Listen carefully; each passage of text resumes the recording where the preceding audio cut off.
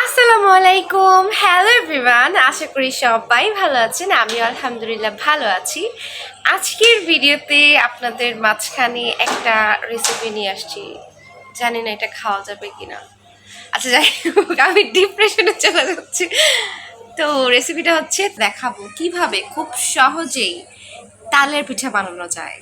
তবে আমি এর আগে কখনো তালের পিঠা বানাই নাই, আজকেই প্রথম। তো ভাবলাম আপনাদের মাঝখানে শেয়ার করা যায় যে কিভাবে তালের পিঠা বানানোর পর সেটাকে না খেয়ে ফেলে দেওয়া লাগে।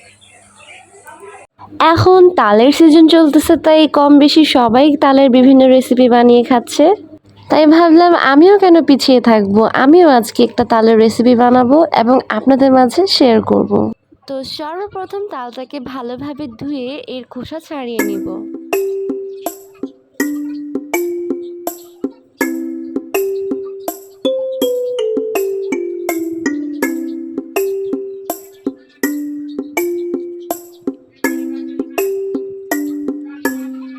খোসা ছাড়ানো হয়ে গেলে তালের বিচিগুলোকে আলাদা করে দিব, ঠিক এইভাবে।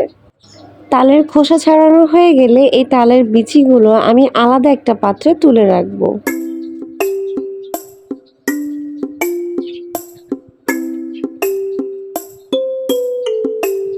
এখন প্রশ্ন হলো, তালের বিচিগুলো দেখতে পাটের আঁশের মতো, এখান থেকে আমরা কিভাবে রস বের করব। এই যে আপনারা দেখতে পারতেছেন, এইরকম ছিদ্রযুক্ত কোনো ঝুড়ির সাহায্যে এইভাবে ঘষে ঘষে রসগুলো বের করে নিতে পারেন।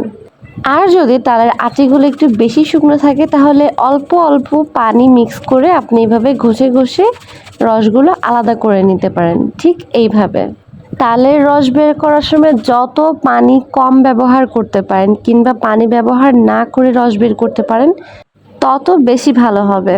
তালের রস বের করা হয়ে গেলে একটা পরিষ্কার গামছার মধ্যে আমরা এই তালের রসগুলো দিয়ে দিব এবং এটাকে ভালো করে গিঁট বেঁধে ঝুলিয়ে রাখবো যতক্ষণ না এর থেকে তিতো পানি বের হয়ে আসে। আমি ঠিক এইভাবে 3 থেকে 4 ঘন্টা ঝুলিয়ে রেখেছিলাম, যার ফলে সব তিতা রস বের হয়ে গেছে। এরপরে কিছুটা দেখতে এইরকম হয়েছে। আমরা যে পানিটা ব্যবহার করেছিলাম সেই সকল পানিটা একেবারে বের হয়ে গেছে, তার সাথে সকল তেতো ভাব। সবাই চালের গুঁড়ো দিয়ে বানালেও আমি এটা কিন্তু সুজি দিয়ে বানাবো। এখানে আমি সুজি, আটা, চিনি, একটু লবণ ও তালের রস দিয়ে ভালোভাবে মেখে 1 ঘন্টার জন্য রেখে দিয়েছিলাম। এখানে যদি একটা ডিম ভেঙে দেওয়া যেত, তাহলে তো পিঠাগুলো আরো বেশি সুস্বাদু হতো।